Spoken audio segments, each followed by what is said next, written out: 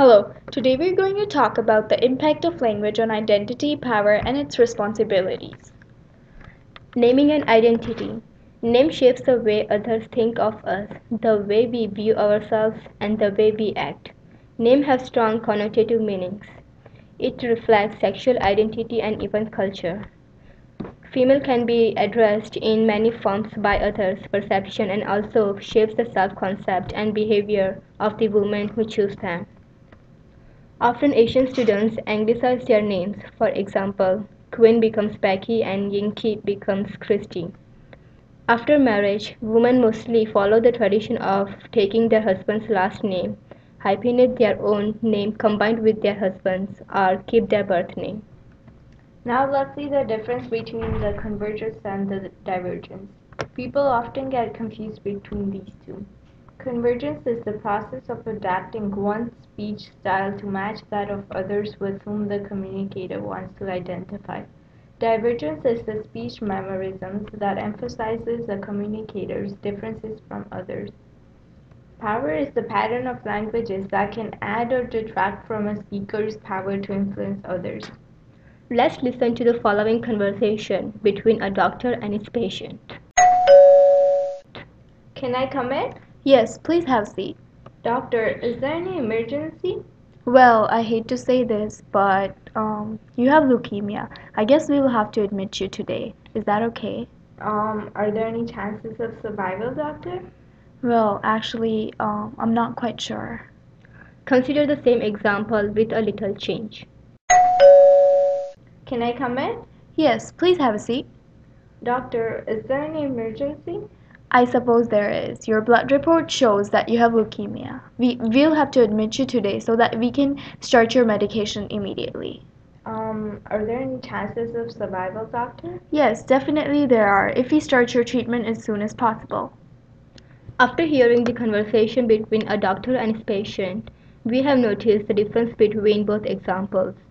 It clearly shows that the second example has a powerful impact and influence on patient's mind that his survival chances are positive. However, in first example, the sentences were used uncertain and apologetic.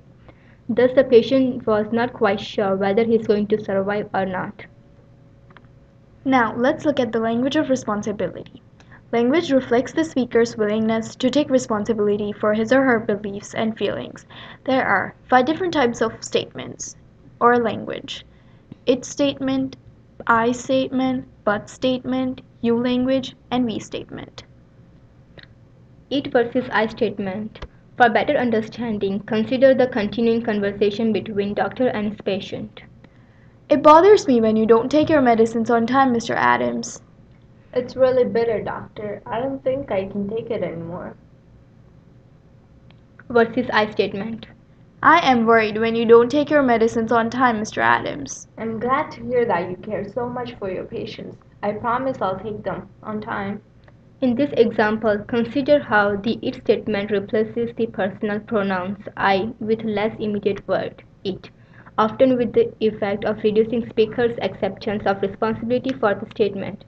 However, the I statement in the second example describes the doctor's reaction to the patient's behavior without making judgments about the behavior's worth. But statement. The word but cancels the thought that precedes it. Let's look at this healthcare statement. Mr. Dam, you're in perfect physical shape, but you have hypoxemia.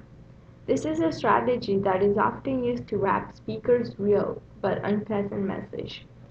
You language. You language expresses a judgment of other person. Doctor says to his patient, you did not keep your promise of taking medicines on time.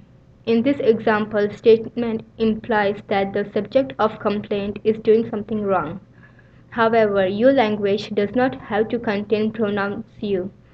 It can be amplified rather than stated outright, such as, Doctor, don't be so irresponsible. It will be bad for health, which indirectly means you are so irresponsible.